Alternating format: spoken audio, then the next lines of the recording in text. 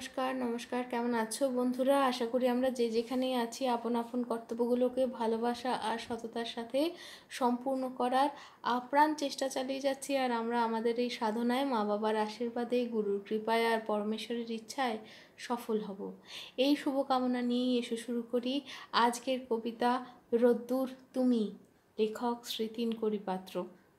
রোদ্দুর তুমি কোথায় গেলে?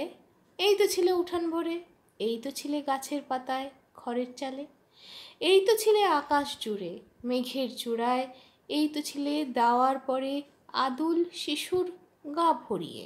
কোথায় গেলে? আবার ওই মেঘের পরে, মেঘের দেশে, মেঘের গায়ে কি আয়েসে খেলছো তুমি লুকোচুরি হাসি মুখে। শ্রাবণের ভর দুপুরে একি তুমি চাষির টোকায়, সবুজ খেতে ধানের শীষে।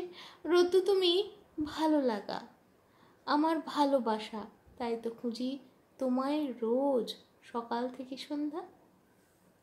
তো এই তো গেল ভালোবাসা আর তার খোঁজ। তাহলে রোদ্দুর তোমার আমার সকলের কখনো নিঝুম ছায়ায়, তো কখনো ঝলমলে সূর্যোদয়। তাহলে আজ এই অবধি, সকলে ভালো থেকো আর নিজের নিজের জন্য রোদ্দুরটা খুঁজে নিও। কেমন? টাটা।